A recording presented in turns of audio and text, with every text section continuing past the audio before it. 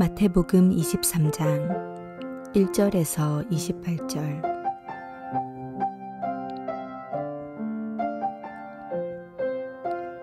이에 예수께서 무리와 제자들에게 말씀하여 이르시되, 서기관들과 바리새인들이 모세의 자리에 앉았으니 그러므로 무엇이든지 그들이 말하는 바는 행하고 지키되 그들이 하는 행위는 본받지 말라.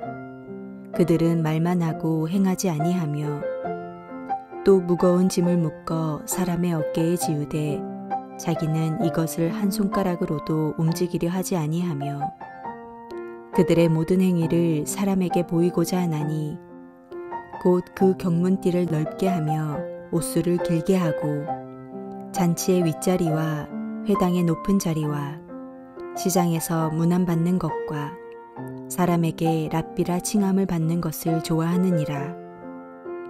그러나 너희는 랍비라 칭함을 받지 말라. 너희 선생은 하나요. 너희는 다 형제니라. 땅에 있는 자를 아버지라 하지 말라. 너희의 아버지는 한 분이시니 곧 하늘에 계신 이시니라. 또한 지도자라 칭함을 받지 말라. 너희의 지도자는 한 분이시니 곧 그리스도시니라. 너희 중에 큰 자는 너희를 섬기는 자가 되어야 하리라.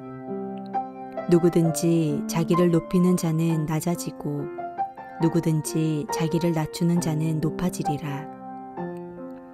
화 있을진저 외식하는 서기관들과 바리새인들이여, 너희는 천국 문을 사람들 앞에서 닫고 너희도 들어가지 않고 들어가려 하는 자도 들어가지 못하게 하는도다. 화 있을진저 외식하는 서기관들과 바리새인들이여, 너희는 교인 한 사람을 얻기 위하여 바다와 육지를 두루 다니다가 생기면 너희보다 배나 더 지옥 자식이 되게 하는도다.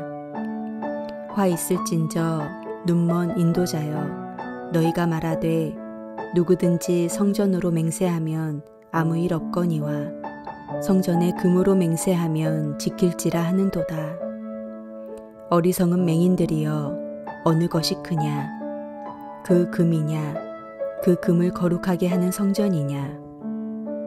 너희가 또 이르되 누구든지 제단으로 맹세하면 아무 일 없거니와 그 위에 있는 예물로 맹세하면 지킬지라 하는도다. 맹인들이여, 어느 것이 크냐? 그 예물이냐? 그 예물을 거룩하게 하는 제단이냐? 그러므로 제단으로 맹세하는 자는 제단과 그 위에 있는 모든 것으로 맹세하미요. 또 성전으로 맹세하는 자는 성전과 그 안에 계신 이로 맹세하미요. 또 하늘로 맹세하는 자는 하나님의 보좌와 그 위에 앉으신 이로 맹세함이니라. 화 있을진저 외식하는 서기관들과 바리새인들이여, 너희가 박하와 회양과 근처의 11조는 들이되 율법에 더 중한 바 정의와 긍휼과 믿음은 버렸도다. 그러나 이것도 행하고 저것도 버리지 말아야 할지니라. 맹인된 인도자여, 하루살이는 걸러내고 낙타는 삼키는도다. 화 있을진저 외식하는 서기관들과 바리새인들이여, 잔과 대접의 겉은 깨끗이 하되 그 안에는 탐욕과 방탕으로 가득하게 하는도다. 눈먼 바리새인이여, 너는 먼저 안을 깨끗이 하라. 그리하면 겉도 깨끗하리라. 화 있을진저 외식하는 서기관들과 바리새인들이여, 회칠한 무덤 같으니 겉으로는 아름답게 보이나 그 안에는 죽은 사람의 뼈와 모든 더러운 것이 가득하도다. 이와 같이 너희도 겉으로는 사람에게 옳게 보이되 안으로는 외식과 불법이 가득하도다.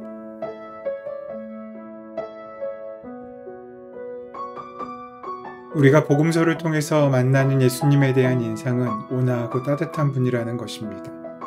그분은 잃어버린 양 한 마리를 찾기 위해서 위협을 무릅쓰고 그 길을 떠나시는 사랑과 자비가 넘치시는 분이셨습니다.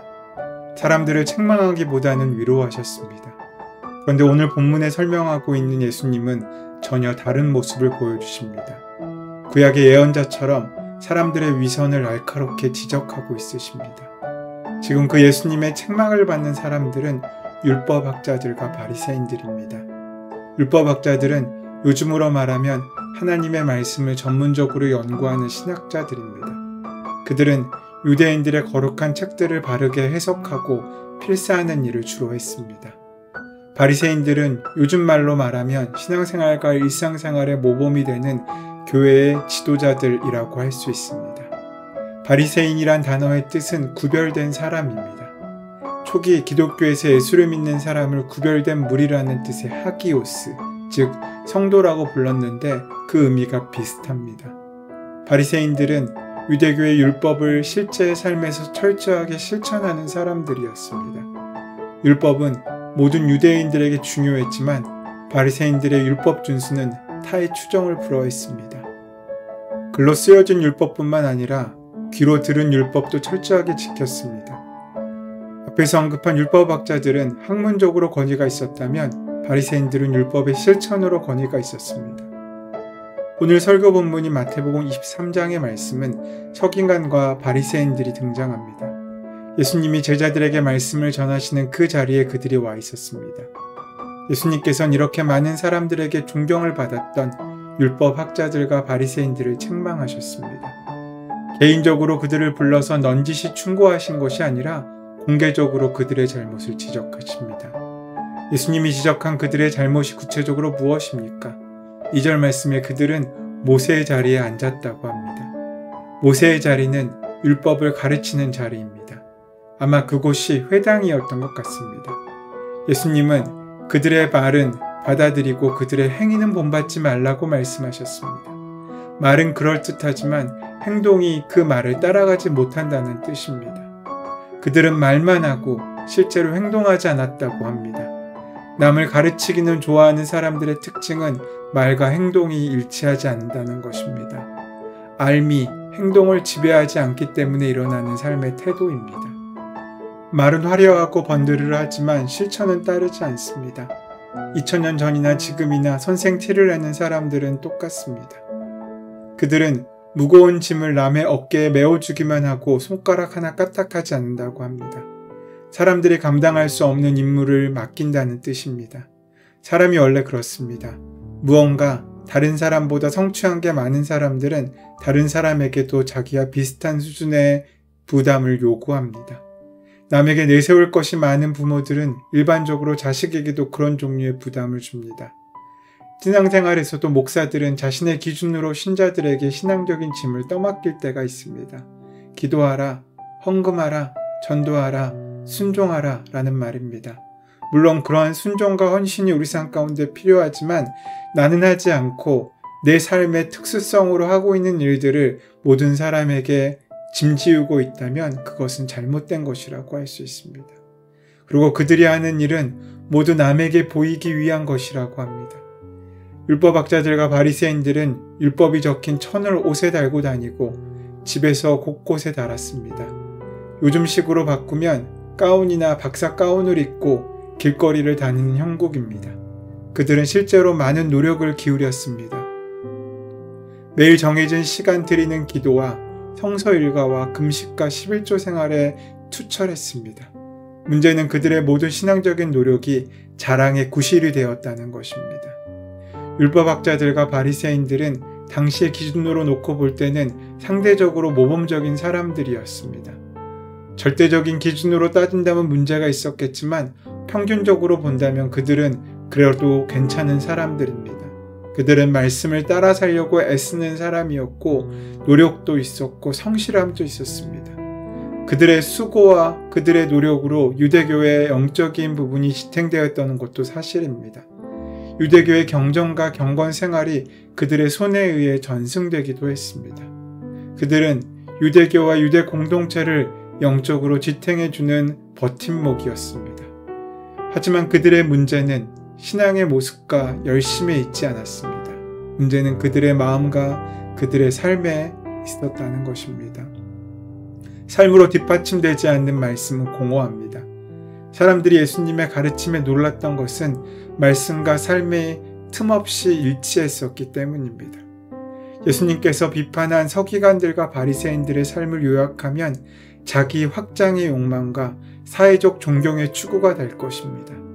이것은 비단 그들만의 문제가 아닙니다. 스스로 경건하다고 자부하는 신앙인들은 예수님의 준엄한 말씀 앞에 겸허하게 귀를 기울이고 스스로를 돌아볼 수 있어야 합니다. 소위 종교 지도자라는 사람들은 자신들을 특권의 자리에 세우기를 좋아합니다. 천국 문 앞에서 입장권을 나누어주는 사람으로 행세하기를 좋아합니다. 그 표는 하나님께서 주셨는데 마치 내가 주는 것인 양 거만하게 교만하게 사람들을 판단하고 사람들에게 인사받기를 원합니다. 예수님께서는 이러한 허위의식에 사로잡힌 종교 지도자들을 향해서 엄정하게 경고하십니다. 너희는 천국 문을 사람들 앞에서 닫고 너희도 들어가지 않고 들어가려 하는 자도 들어가지 못하게 하는도다. 그들은 다른 사람들의 삶을 참결하느라고 하나님 나라의 현실 속에 발을 들여놓지 못합니다. 남의 허물을 지적하고 비판하는 재미에 빠져서 스스로 천국의 삶의 기쁨을 포기합니다. 그것은 영적으로 무지한 일이며 어리석인 결과를 만들 뿐입니다. 예수님은 제자들에게 바리새인들의 누룩과 헤롯의 누룩을 조심하라고 말씀하십니다. 낡은 틀 속에 갇혀서 새로운 현실을 담아내지 못하는 위선과 무능함을 경계하신 말씀입니다. 우리가 지금 귀담아 들어야 할 말씀이기도 합니다.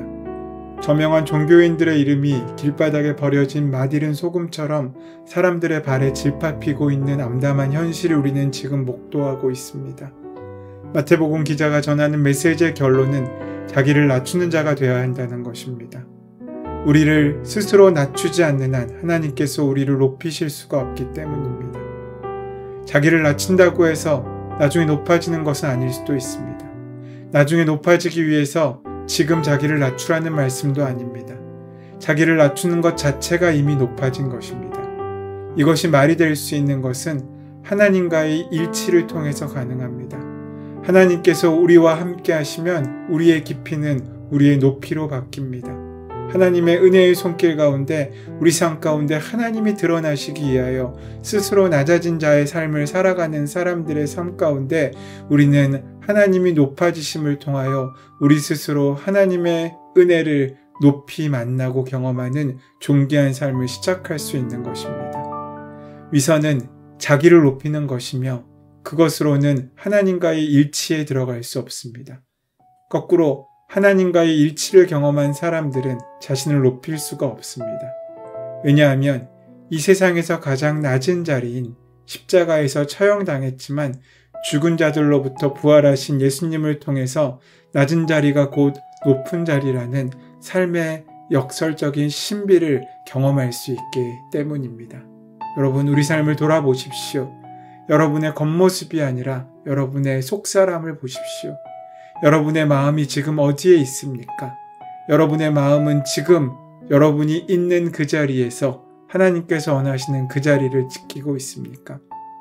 내가 더 배우고 육체적으로 힘도 세고 돈도 많이 버니까 기도도 많이 하니까 당연히 그에 걸맞는 권위를 가져야 한다고 생각하십니까? 그런 생각으로 주위 사람들을 대하고 있으십니까? 그렇지 않을 거라고 봅니다. 만약 그렇다면 우리는 바리새인과 다를 것이 없습니다.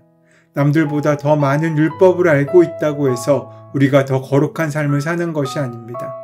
남들보다 더 많은 성경적 지식을 갖고 있다고 해서 그 지식이 우리를 거룩하게 만드는 것이 아닙니다. 아는 만큼 살아야 합니다. 우리가 아는 만큼 우리 삶 가운데 삶을 통하여 드러날 수 있는 복된 삶을 시작해야 한다는 것입니다. 여러분이 지위고하 빈부격차와 상관없이 우리 모두가 같은 형제자매임을 기억하고 살아갈 수 있을 때 우리는 온전한 천국의 은혜를 경험하고 누릴 수 있습니다. 쉬운 말인지는 모르겠지만 실제로 그렇게 살기는 쉽지 않습니다. 그렇기에 더욱더 하나님을 의지하고 하나님과 함께하기 위하여 결단하며 함께하기를 바라고 소원할 수 있어야 합니다. 낮추고 또 낮추십시오. 자기를 지우고 또 지우십시오. 함부로 가르치려고 하지 말고 삶으로 가르쳐 보십시오. 적어도 천국문을 막아서는 사람이 되지 않겠다고 다짐하십시오. 그것이 교만함으로부터 우리를 지키는 하나님의 은혜의 방법입니다.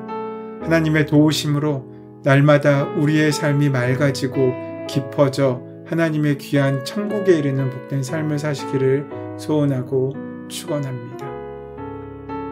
은혜의 주님, 우리가 그저 아는 것으로 만족하는 삶이 아니라 그 아는 것이 우리 삶의 열매가 되어 하나님의 귀한 천국을 이루어가는 복된 삶을 시작할 수 있도록 인도하시고 역사하여 주시옵소서. 우리 주 예수 그리스도의 이름으로 기도드립니다. 아멘. 이제 오늘 우리에게 허락하신 말씀이 나의 말씀으로 만나지기 위하여 함께 깊이 묵상하시고 또 기도하는 시간 가지도록 하겠습니다. 함께 기도합니다.